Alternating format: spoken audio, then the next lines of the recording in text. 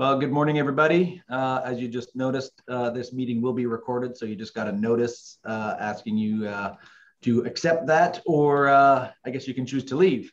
For those of you who don't know who I am, my name is Pierre Bonhomme. I'm the treasurer on the board for the Chamber, and also partner with Shigarson Bonhomme Chartered Professional Accounts here in Newmarket. I'd like to thank you all for coming to this special reopening event this morning. I would also like to acknowledge the following board members and dignitaries that are present here today. In attendance, we have Bob Quapis, Town of Newmarket Councillor. We have Don Gallagher Murphy, MPP from Christine Elliott's office, or from Christine Elliott's office, the MPP. Kyle Burgess, our board chair. Jim Van Dusen, our past chair. And Maxine Gordon Palomino, director on the board. So thank you all for in attendance. I'd also like to thank our two presenters this morning, or rather the people who will be fielding our questions, Ron Minken of Minken Employment Lawyers and Adriana Carlin of Get Fillip Inc. They've agreed this morning to share their expertise and their knowledge on some of the more poignant subjects I think that most employers want to know about. Regarding COVID, the vaccines, and everything else that's going on in that area. But before we begin, I just want to do a land acknowledgement. So I want to begin our meeting in a good way by acknowledging the land that we live on and work on. This is an important step on our path of truth and towards reconciliation, which is the work of all Canadians. I want to acknowledge that we are on the traditional territories of the Wendat, the Haudenosaunee and Anishinaabe peoples, whose presence here continues to this day. We would also like to acknowledge this is the unceded treaty lands of the First Nations of the Williams Treaty, and thank the signatory nations, respectively, for sharing these lands with us. We would also like to acknowledge the Chippewas of Georgina Island, First Nation, as our closest First Nation community, and we extend the hand of partnership to them so we can live in a good way and in accordance with our treaty agreements. We are all treaty people, and we all have responsibilities to the treaty agreements. I invite you to find out more about the treaty that you live on and consider not only the way the land shows up for you, but how you can show up for the land to live in reciprocity. I would like now to have the President and CEO of the Chamber, Tracy Walter, jump in, along with Adam Sapelsa, to provide a Chamber update.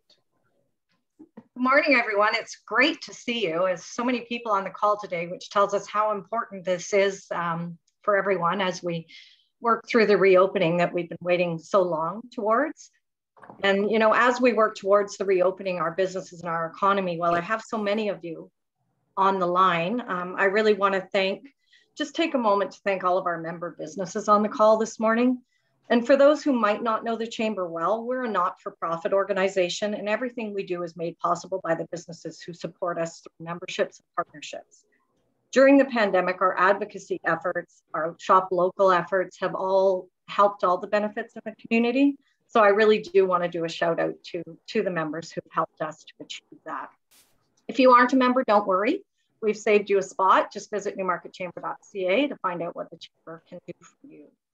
I also want to congratulate the many businesses who received nominations for Business Excellence Awards this year. We had so many businesses and names put forward this year.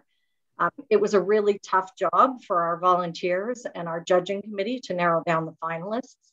And I encourage you to take a look at our website and see those finalists. There's some great businesses that were nominated and have come through to the final categories this year. And I'll now turn it over to Adam. He needs to mute.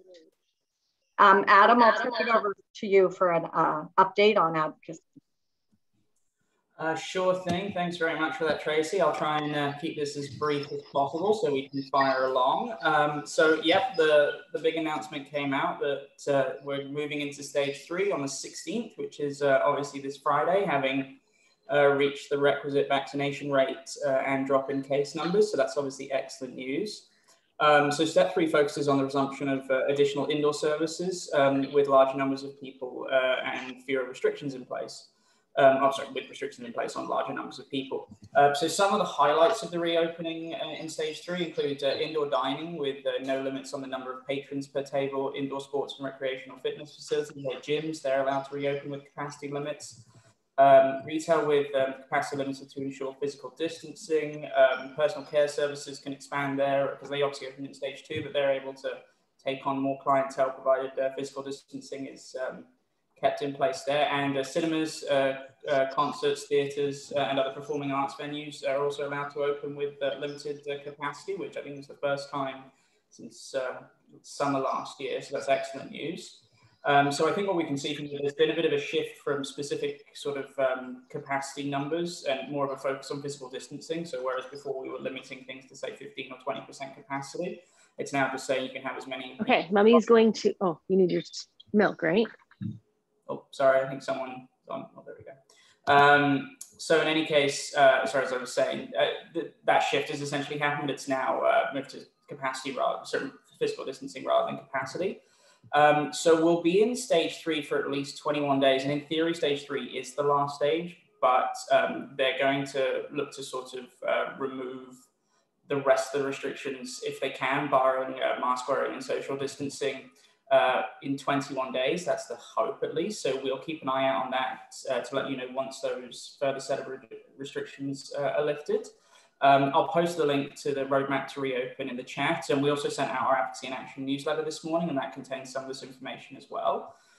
So that's just a quick summary of what's happening with the stage 3 of reopening. And the other thing I just wanted to touch on, just because it didn't actually get a vast amount of press, despite being a fairly big announcement, was that the federal budget received a royal assent on June 30th, which just before Canada Day, that might be why it flew under the radar a little bit. But with the budget being passed, that essentially extended both the Canada Emergency Wage Subsidy and the Canada Emergency Rental Subsidy until September 25th, 2021. And it also created the Canada Recovery Hiring Program, which is open until November 20th of 2021. So just with those, the wage subsidy and the rent subsidy, they are going to slowly wind down, especially as shutdown measures come to an end, just because that was sort of one of the tie-ins for being able to apply for those. But the Canada Recovery Hiring Program, it's essentially a bit of a bridging program aimed at providing employers with a subsidy of up to 50% of incremental remuneration paid to eligible employees between June 6, 2021 and November 20th of this year. So it's really aimed at trying to encourage businesses to hire new staff to sort of boost economic recovery. So again, I'll put information of that one in the chat as well. But obviously those are great programs. So if you haven't already looked at any of those, they're certainly worth giving a go. Okay, that was everything that I had. So I will pass that back to you, Tracy. Perfect. Thanks, Adam. If anybody has any questions for Adam, we can save those to the end as well. I just want to make sure we get to our speakers today. And with that, I'd also like to thank, I know Pierre already did, but Ron Minken. And Minken is a partner in advocacy, so I want to thank them for that. And as well as Adriana, so thank you for being here today. And I want to turn the reins over to our 2021 Breakfast Series sponsor, the General Manager of the Best Western Voyageur Place Hotel, Pat Lusing, to introduce our speakers today. Pat? Good morning, everyone. Thank you very much, Tracy. I get the honor of introducing our guest speakers today, but I also get to put a little plug in for Best Western right before that. So I won't take more than a minute saying that.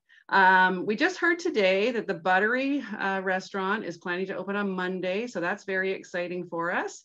Our meeting rooms, will be back open again, and so if you have any, meetings that you need to host and you don't have a large enough space, we do have 5 spaces. 2 of them can hold up to about 60 people. We've been getting a lot more phone calls about weddings again. So that's exciting for us because that was one of the, our biggest, losses, I guess, would be the wedding business. So it was exciting to see the phones ringing again. And to Adam's point about the hiring subsidy, I just want to put a plug in. I am hiring and I am looking for, it's an entry-level position. It's a guest service agent, so working at the front desk.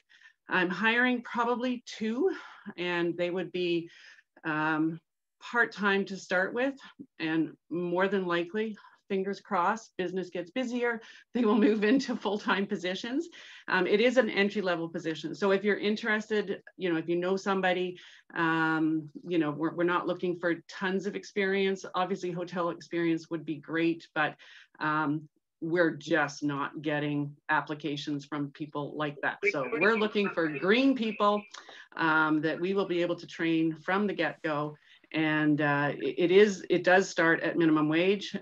Right now, we are giving a $2 an hour bonus during the COVID period. And we have been for the last, well, since March of last year.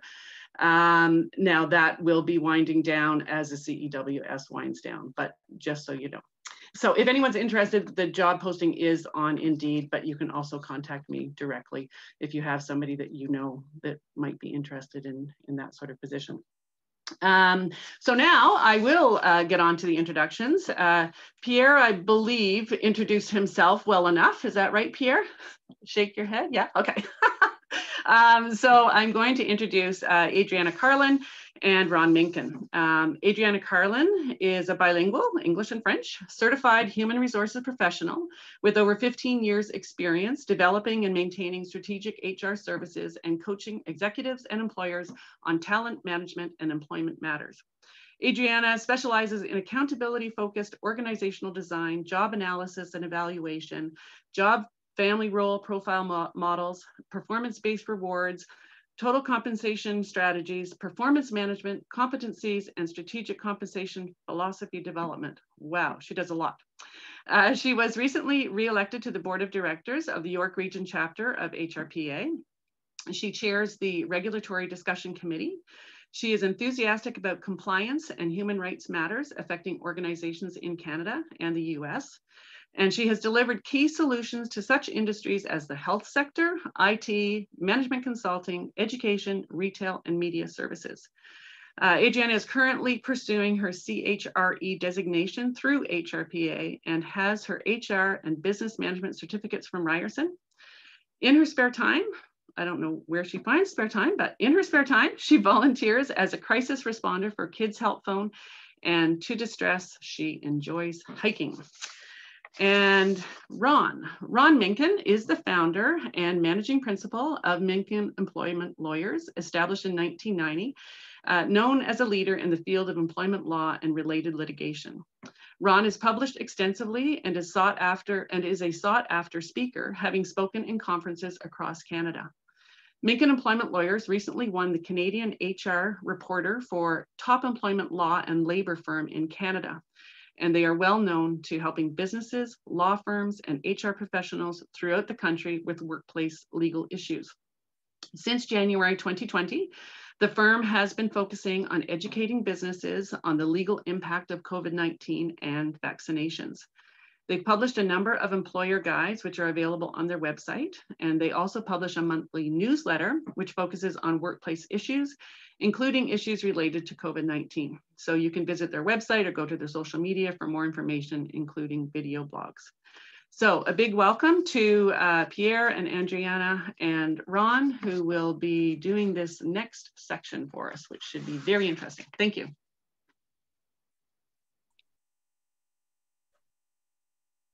Over to somebody.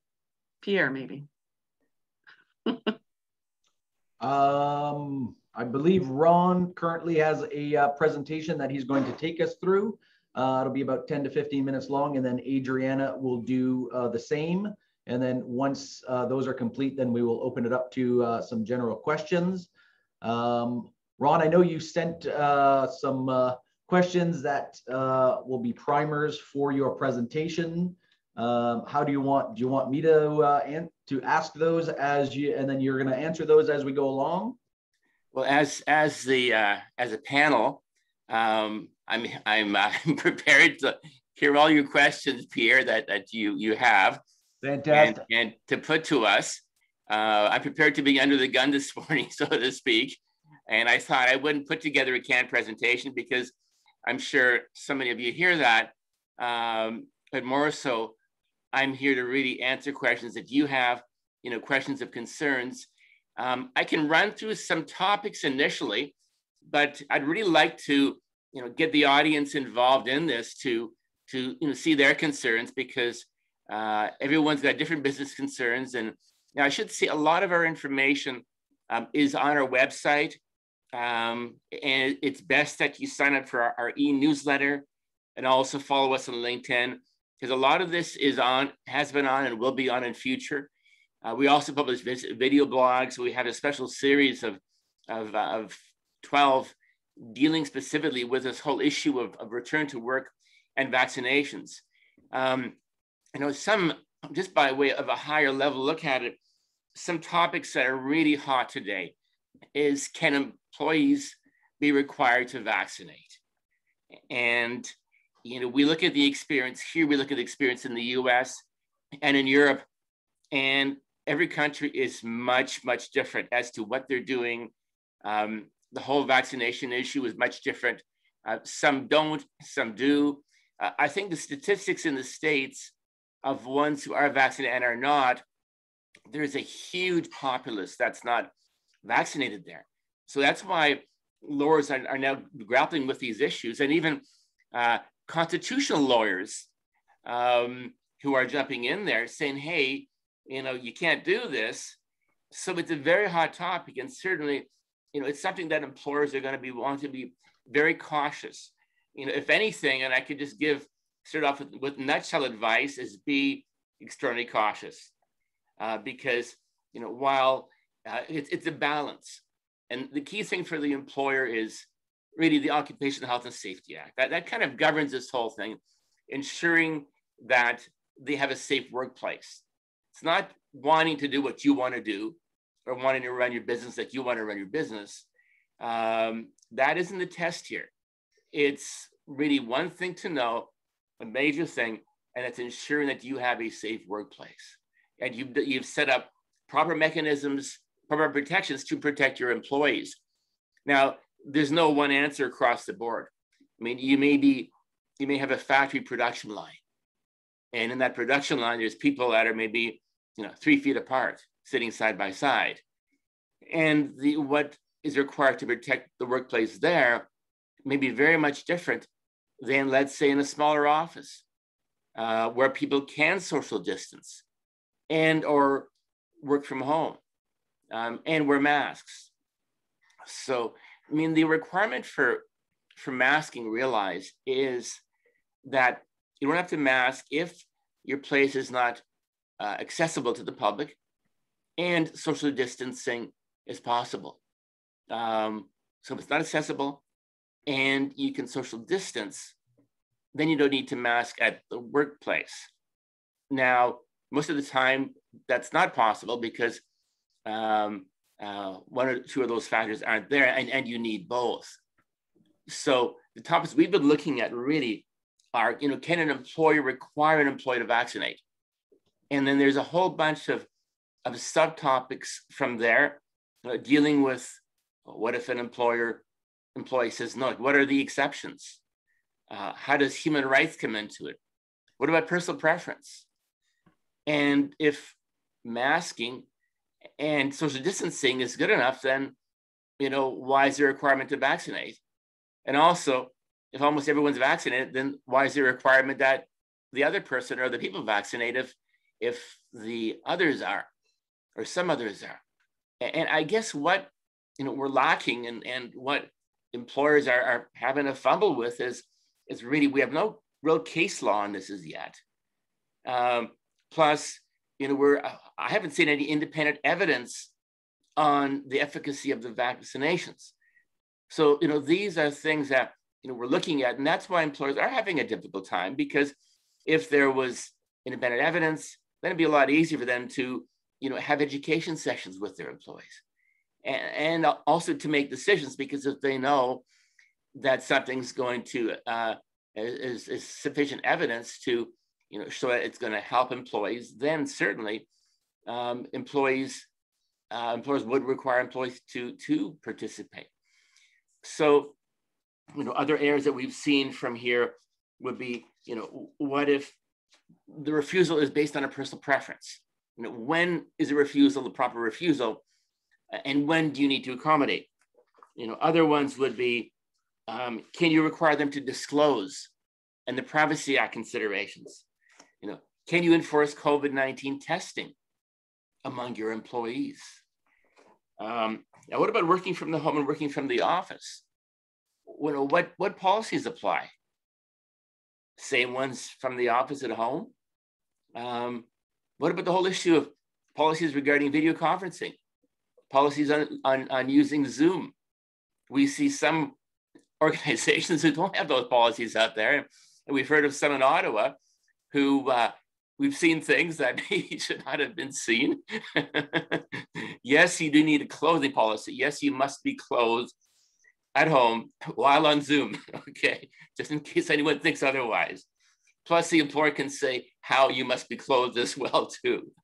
So just there's any confusion on that whole topic. Other things is, you know, what else can you expect from working from home? And this whole working from home issue, where is the home? Is that home in Brazil or Fiji? Or is it Collingwood? And what if you need your employee in for a meeting in the next 30 minutes because your star client is coming in? You know, what happens then? And they're in the Kawarthas. You know, can you be on your boat and on Zoom while, you know, using a different background? You know, your employees are at Whistler. What are the BC considerations as far as the Occupational Health and Safety Act? You know, do their laws now apply to you? Or do the laws of, you know, Guadalajara, Mexico apply to you if you happen to have an employees working down there? Well, they could. And you need to know all these laws. And what about tax considerations and employee withholdings if they're not in Ontario, or if they're out of the country? So there are a lot of considerations. And other things we've looked at are the questions, what about breach of COVID-19 policies? You know, disciplining and terminations. You know, can you have policies for COVID-19? Well, of course you can. They must be reasonable. And if they're not, then no policy that's reasonable can be enforced, and they must be consistently applied. And you just can't say one day, okay, here's what we're going to do, everybody, or you need to do this. Well, no, you need to put a policy in place. You also need to see, are there exceptions that it should have for the policy? And if it's something like requiring an employee to vaccinate, well, right away, the human rights kicks in, because that could be considered a disability, requiring them to put something in their system. And what happens there? You know, so what should be in your policies? So really, it's presented a whole, you know, quagmire of stuff since March 2020. I was in a plane, I think on March 15th, flying home from Big White. Thank goodness I just got out of there, because I think 46 Vail ski resorts had closed days before. And then I flew in the Sunday morning. Monday, I get a text from a buddy of mine in Kelowna saying now Big White is closed. And that was just the beginning of reading week, which is why I left that day before. So, and we came back to a whole series of issues. And so, you know, it's so important that you do get the guidance, because from an employment lawyer, because the courts do favor employees. The Supreme Court of Canada in Wallace has said that employees are vulnerable, and that's how they treat them. So the laws are quite favorably interpreted in their favor. Against the Ministry of Labor, the Minister of Employers or Companies, the human rights part is to help employees. Many employers have said, don't we have any rights? Well, frankly, hardly any. So Ron, yes. On all of these are all great questions. Are you going to be answering and giving us answers to those at the end of when we open it up for questions? Well, now I was going to turn. Or are there even answers to these questions at this time? Well, that's where I was going to turn this over to you, Pierre. So on these topics, you know, these are the issues we're dealing with. And, you know, is there a fulsome answer to any of these? And the answer is no. We can give general guidance and very sound guidance on these issues. And a lot of this depends on the circumstances, depends on your workplace. And our advice is different from company to company. So Pierre, I'd like to open it up to you now. Now that we've made you aware of all the issues, and probably making you aware of these issues are probably more important than trying to understand the answers, because for each of you, the answer will likely be a little bit different. But Pierre, all right. Thanks, Ron. So what we'll do now then, before we start asking some direct questions, I'd like to invite Adriana. I know she's prepped a presentation for us as well with some great information. We'll have her do her presentation, and then we'll open it up for some targeted questions. However, I think Ron has tipped his hand a little bit in terms of letting us know that because there's no case law, we don't really have any hard, steadfast answers to many of the questions we have. And the government has not actually mandated any legislation that forces employers one way or the other on how they need to react. But as Ron said, we go with the best advice we have and go from there. So Adriana, if you're ready, I'll pass it over to you. Thank you so much. That's great. You know, like I do have a presentation. I'm happy to dive right into questions if that makes everybody happier. Like if you want to put out a poll, I'm happy to do that. My presentation is 15 minutes long. So how do you want to handle that, Pierre? Yeah, if you can go through it, and then we'll open it up to the floor for questions. I know most of everybody has the same questions. Ron touched on most of them, is really surrounding for employers, liability, okay, you know, and then policies that you need to have in place, I guess, to protect themselves as well as their employees. I know as an employer, I get those questions, and you know, can you mandate vaccines? If you can't, well, then what's your liability if somebody brings in a case and then it spreads to your office and somebody gets injured? Then what happens there? Okay, so why don't I just dive into my presentation, and then we can jump into the questions and give enough time for that. Perfect. Great. So thank you, Pat, for the introduction. I'm really happy to be here amongst Ron and Pierre Benham. I have a pretty hefty agenda, so I'll just dive right in. You know, like a couple of months ago, back in May, the HRPA, which is comparable to the CPA for accountants, they put out a survey, and the top concerns for HR pros included employee wellness and mental health, transitioning remote employees to their primary workplace, the timing of the return and preparing the employees, and of course, their concern is high and mighty about the outbreaks and those happening at the workplace and what they're going to do about them. So how are they addressing this? 63.7% formed a planning group. At 60%, interestingly, are actively seeking the input of employees on their feelings and perspectives of returning to work. Here's a slide describing HR's approach. 28.8% saying that employees would be brought back in groups, while 24.5% said they would stagger them in throughout the day. At the bottom Adriana, of the slide. Sorry, yeah? you're not sharing your screen at the moment. Oh, crap. So sorry. I was just about to say that. I thought maybe it was me. Goodness. Okay, let's try that again. Share screen. Yeah, so you're gonna want to choose the screen that your presentation is on. So I'll stop this again. You're just gonna want to choose the one that your PowerPoint is on. Can you see it now? No, you'll have to select it again because you tried sharing the internet browser.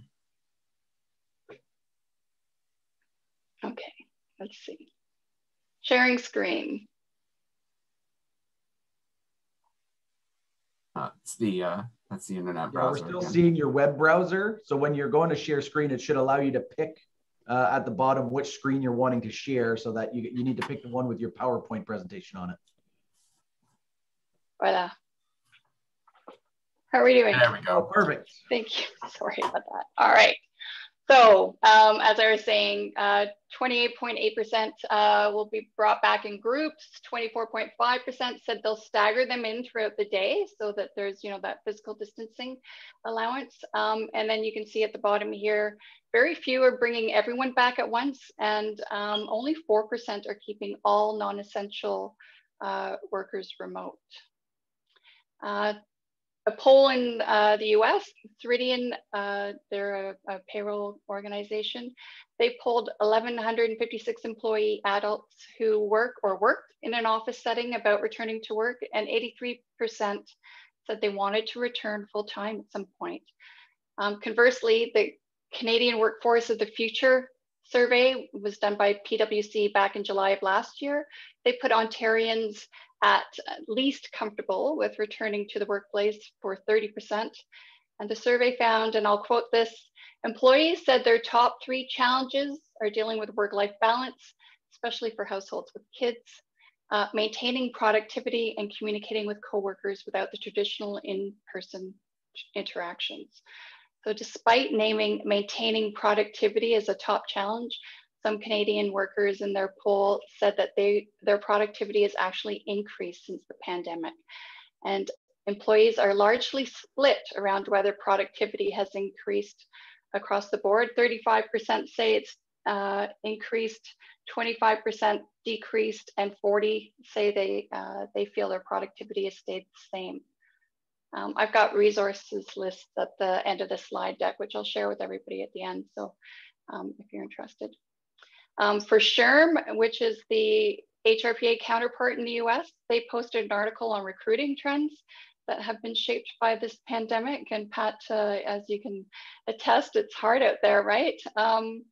While one CEO, he said that people will welcome the return to the office to be with their colleagues. Another recruiter CEO felt that the talent acquisition function will be playing a major role in what he calls the great rehiring, that more people will be re-entering the workforce in 2021 than in any single year on record, according to him. So what do we do, right? As HR professionals, we like to reach out and get people's feelings and understanding on what their feeling are. So my recommendation is to conduct a survey. You can do an in-house survey. It's relatively easy. There's lots of tools out there.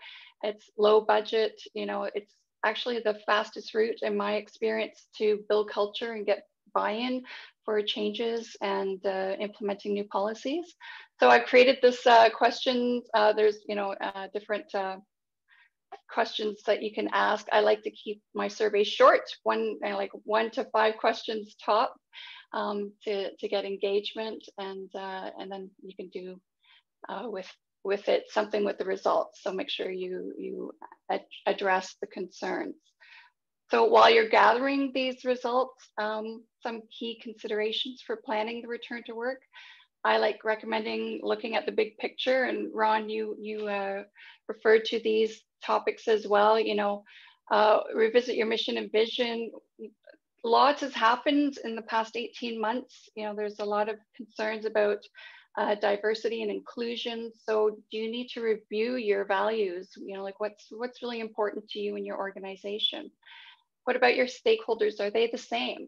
Some of them have moved on. Some of them have shut down businesses, your vendors, your clients. So how are you going to, you know, change that? Do you need to change who you're relying on for supplies, et cetera? And how are you going to win your customers back if you've been away for a long time? You, of course, need to focus on health and safety. You've got to develop a health and safety plan. It's legislated requirement. Do you have the sanitization and the PPE supplies that you need? Those considerations need to be thought about. And then you want to update your procedures. There's new tools that you're using. A lot of people are, you know, using like Zoom and different technologies for collaboration or project or performance management tools that they can use. So what policies around those need to be updated? And then of course you want to focus on your staffing. Who's essential? If they're working remotely, do you want them to continue working remotely? Can they work remotely? Where, like Ron suggested, you know, if they're going to be saying, well, I want to work in Hawaii, that has implications, and, you know, tax implications and legislative requirements that need to be looked at. So maybe you need to change your policies and say, you know, if you're going to be working remotely, it needs to be at home in Ontario so that there's no big, you know, cost outlay for you from that perspective. So during these last 18 months, people reflected on their goals and aspirations. Many have tried out, you know, retirement as a test and found they quite like it and they're happy to hang up their hats. While others thought, well, maybe I'll try hanging out my own shingle or doing something entrepreneurial. There's lots of entrepreneurs out there among us today. So good talent is being snapped up quickly. Virtual hiring is here to stay. I'm happy to say it's very convenient. It's easy to schedule interviews, and from a recruiter's perspective, it's really helpful. But at the same time, it's a double-edged sword because people are being hired or made offers on the spot. So if you see somebody you like, you need to snap them up quickly. With the market so tight, candidates, they're really taking a serious look at organizations' community commitment and also commitments to diversity and inclusion. So you need to take a look, you know, internally at your organization. What are you doing on those aspects, and how are you giving back, and how are you representing? Here, I'm going to delve into, you know, like, I want to bring home for you the responsibilities as an employer. Ron, you can step in, of course, if you have different opinions. I'm happy to discuss them with you. But you need to develop a workplace safety plan. It's got to describe the measures and procedures that are implemented to reduce the risk of COVID in the workplace. The safety plan, it has to be in writing. It has to be made available to any person to review on request.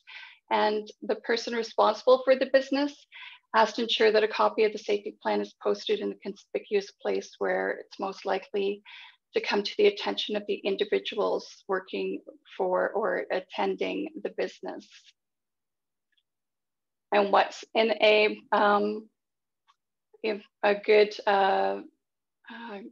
health and safety plan includes these measures, you know, your hand hygiene, respiratory etiquette, that whole, you know, cough in your elbow, sneeze in a tissue, wash your hands after, wiping your nose, making sure that you have the proper PPE. You want to look at the hierarchy of controls that's set out, that's been in place long before COVID-19. And it's a hierarchy, so you want to look at eliminating the hazard first, then substituting for a lesser hazard if possible, any administrative controls or engineering controls, and then there's the personal protective equipment, which is very low on this hierarchy, right? Your face mask is the lowest control possible.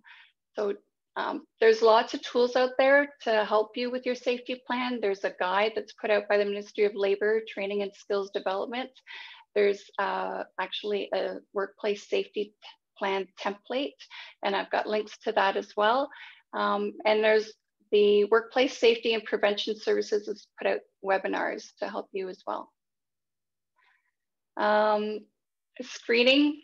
You have to be diligent. It's still a requirement that employers are actively screening every worker. There's, again, more tools out there that people can self-screen.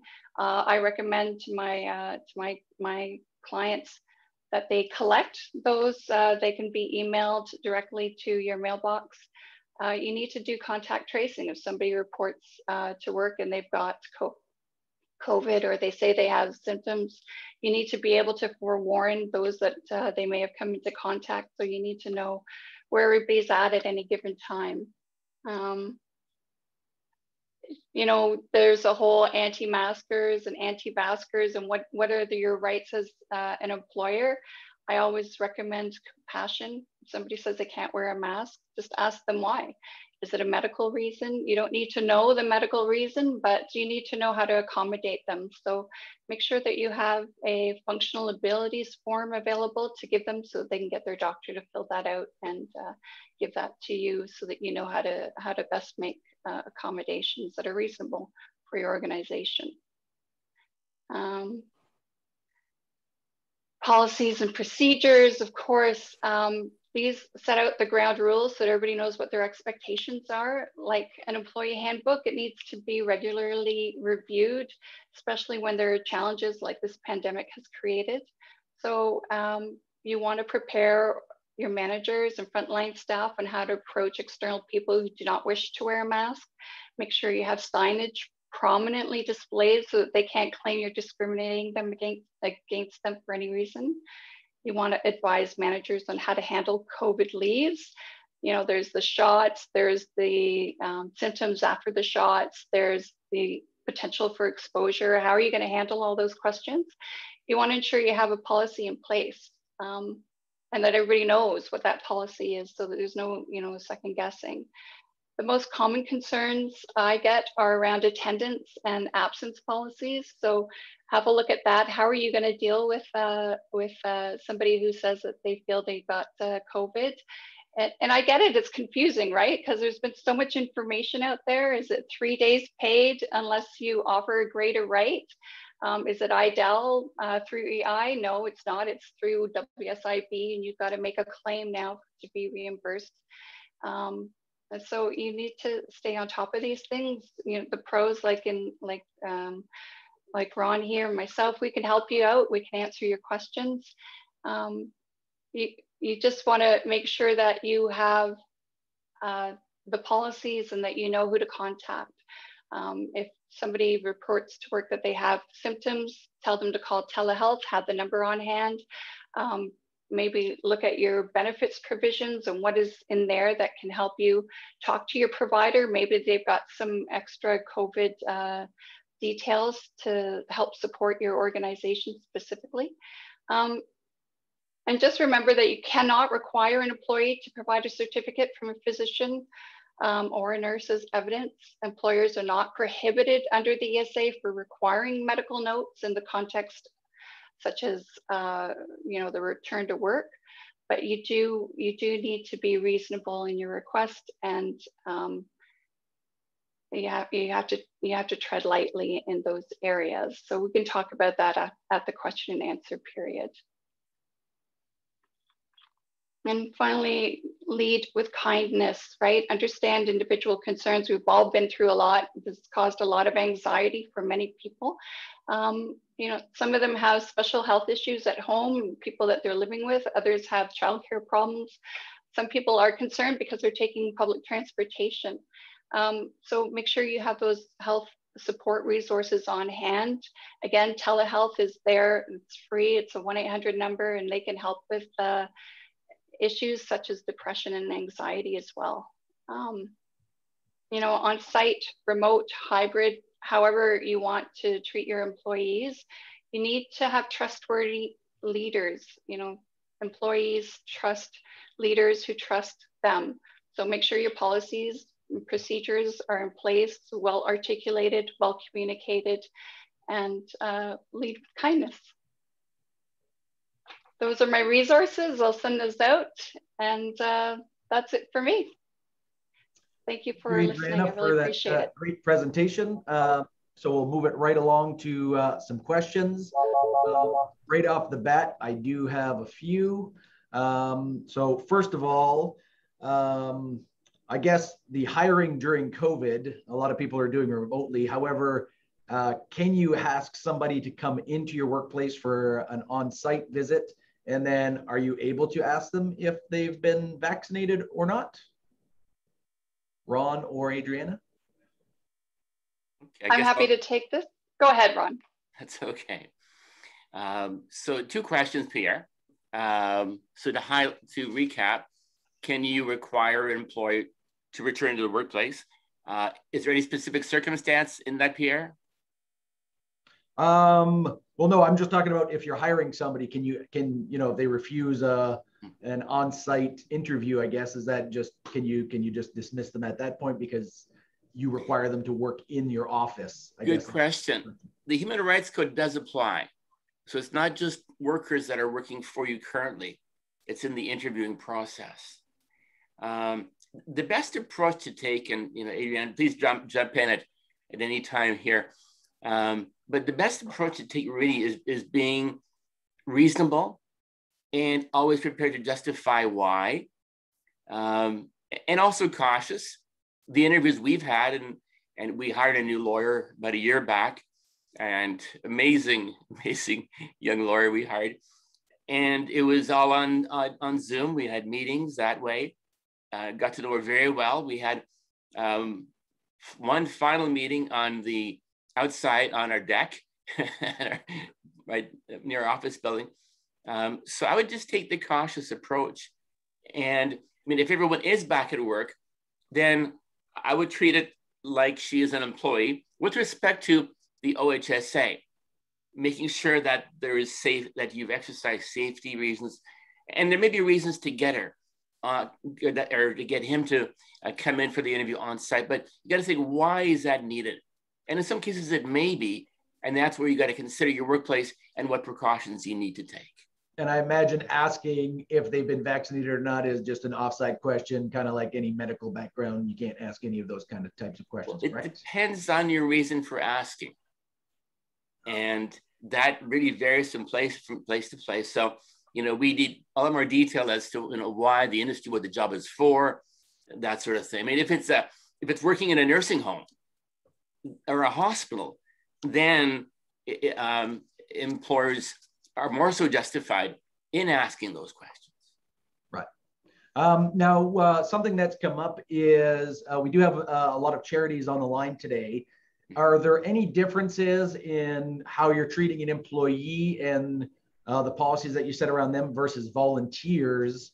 Or do you have to treat them both similarly in terms of the policies that you have to put in place? Obviously, you can't fire a volunteer, and if they just refuse to volunteer, then you're kind of, there's much less recourse in that case. But in terms of protections that that basically are afforded to both, and what are your responsibilities? Great question. And we have many not-for-profits. That's one of the key areas of businesses that we help in Ontario. Under the Occupational Health and Safety Act, it doesn't say an employee. It uses wording such as worker. And so generally speaking, a worker can also be a volunteer.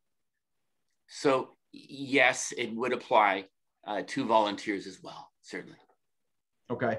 One question that I've been asked by a lot of my clients and that has come up is, so you've got a bunch of people in your workplace that have been vaccinated, and you have some that are refusing to get vaccinated.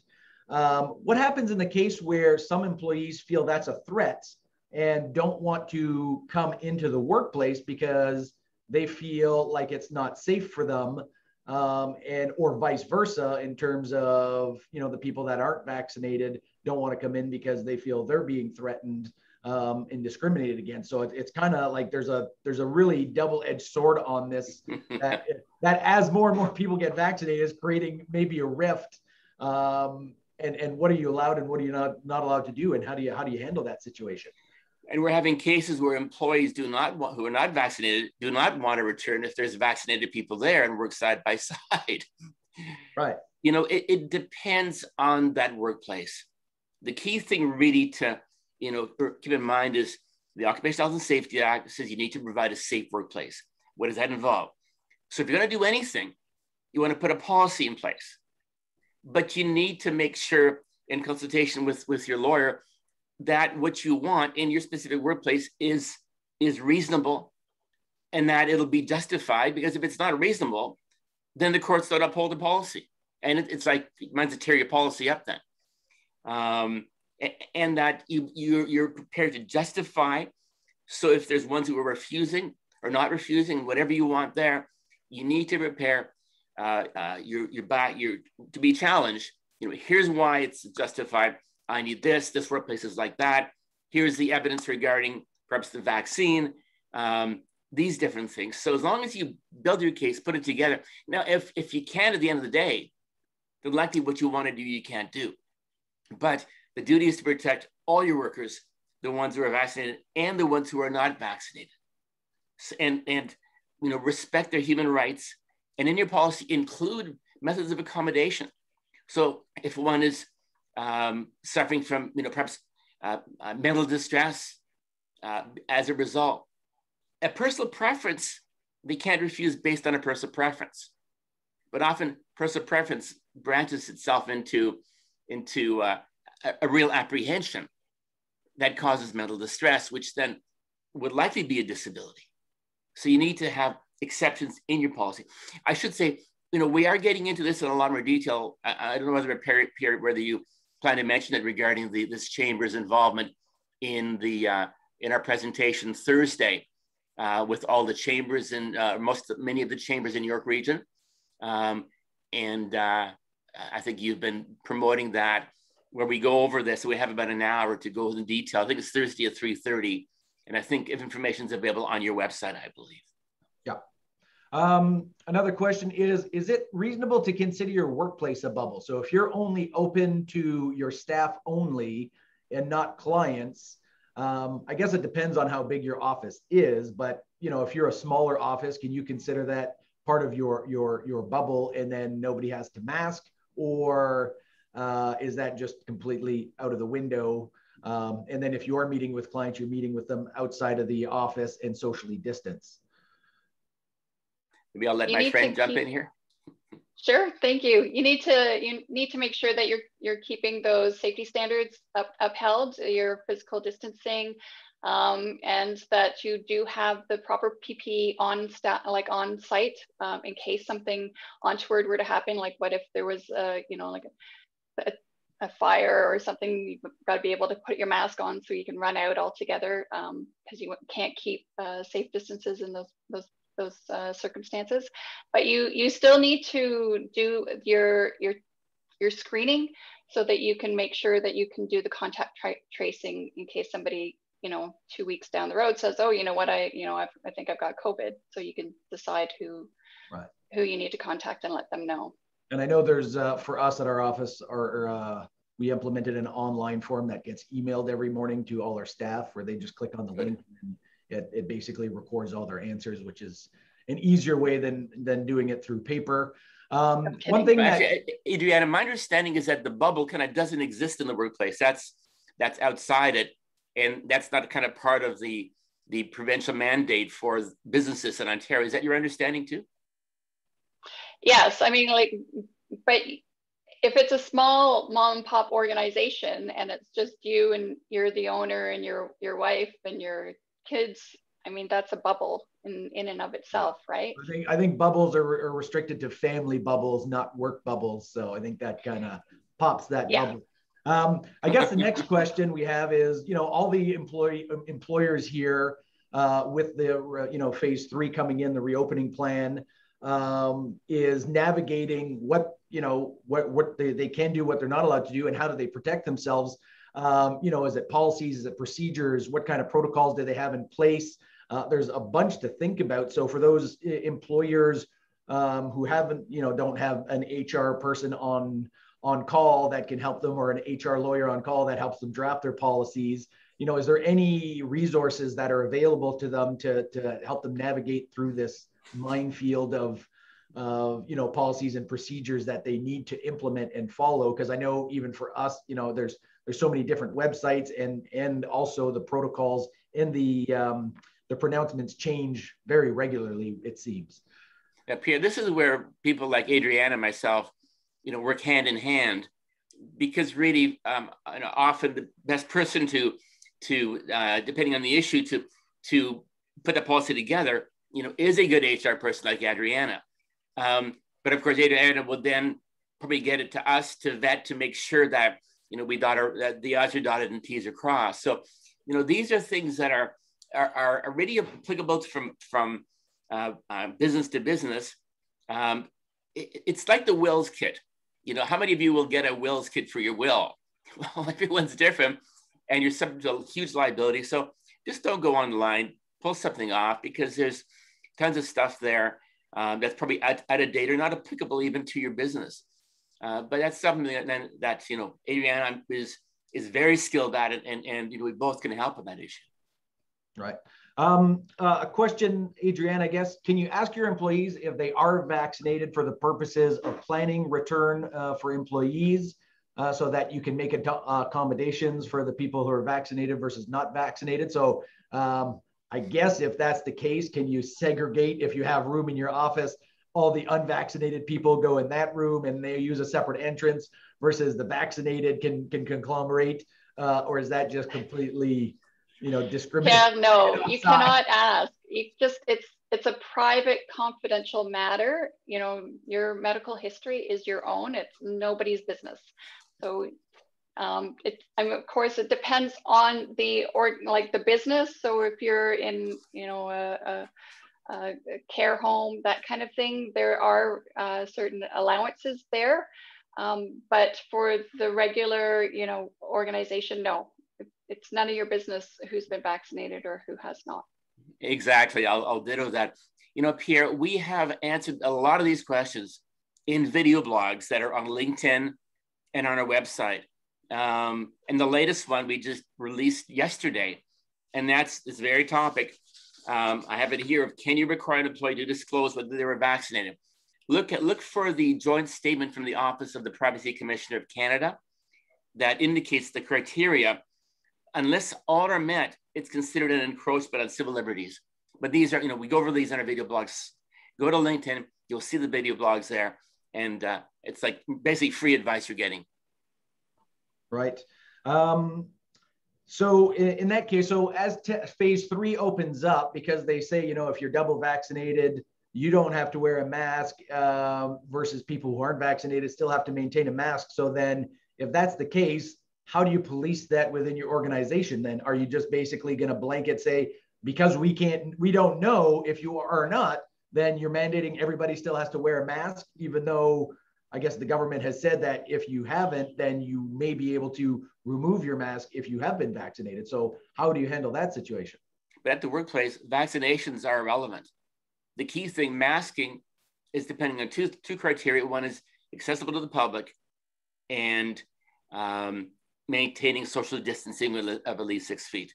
There's no exemption for being vaccinated. Mm-hmm. Oh, I thought there were, okay. I may have missed. And two, sorry, Pierre, you also want to make sure that you're not ostracizing people, right? There are people who cannot get vaccinated, maybe because they're pregnant, and that again, that's none of your business.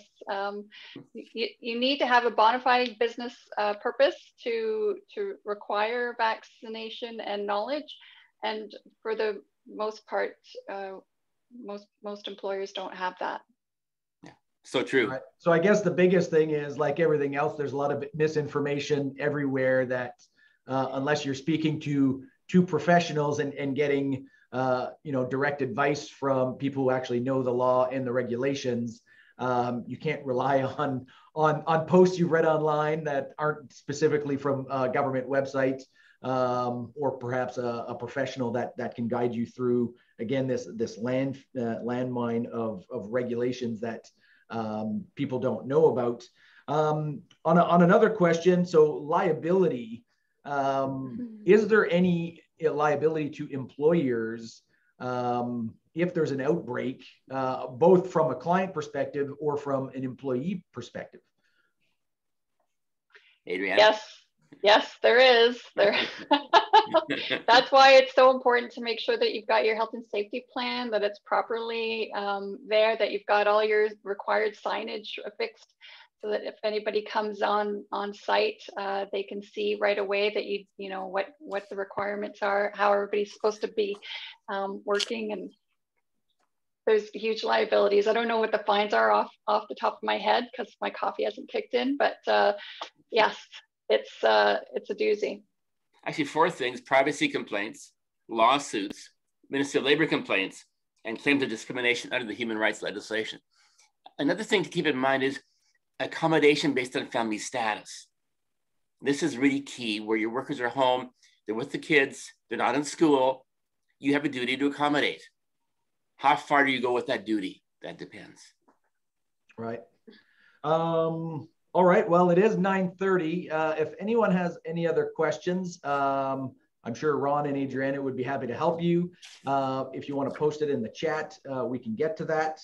I guess one of the other questions that perhaps I had was, obviously with all of this, it's important to have your policies up to date for your exposure, everything else, to make sure that if something does happen, you are protected to reduce that liability. So I would recommend, if you haven't done so, review your policies or have an expert review your policies and your protocols to make sure that you are adhering to the specific provincial guidelines.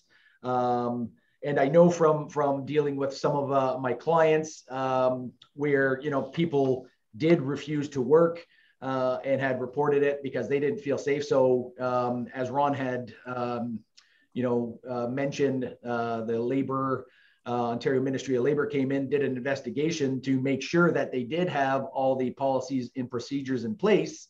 And because they did have all the protocols, their HR policies were up to date, they basically told the employee, there's no reason for you not to work. So you can either go to work or you basically quit. Ron, what's your go on that? Is that something that is viable, or is the ministry wrong on that and you're still exposed to some kind of liability? I think you're always exposed. The ministry is there to help employees. So you're always exposed. That question is also something we're getting into on Thursday afternoon with this same group in more detail. But there's always exposure, and the laws can change, and the courts can also differ from or interpret the legislation in a manner that's surprising as well too sometime. And of course, other courts can overturn those decisions as well too. So, we don't have a lot of certainty. We can just, give the best guidance we can given what we have. All right. I don't see any more questions. Just remember, there are some rapid test kits available at the chamber. Are there any left, Tracy? Do you know? And are we getting any more? Yeah, they're going to be available for quite a while. It's funny because that's almost another question in itself. Employers are afraid to use those in so many ways.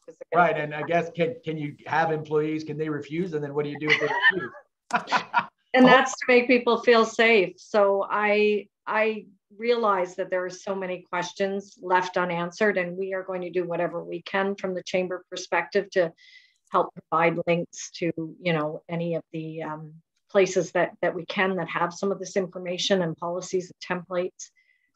Yes, every situation differs, and that's why people like Adriana and Ron and Kyle and the different people are there, but we will try to get as much as we can available to you. Well, obviously, as you've heard this morning, it's a complex, ever evolving situation that employers need to be knowledgeable of to help them, and there are resources out there. I recommend, if you're not working with an HR designated person or an employment lawyer, that you seek that guidance to make sure you are, protected. Even if you don't have policies, then you need to draft some. If you do have some, it may be wise to just have them review them, just to get some fresh eyes on that and to update them as needed. So thank you all for attending. Again, thank you to Ron Minken of Minken Employment Lawyers and Adriana Carlin of Get Fillip for sharing your thoughts about the situation.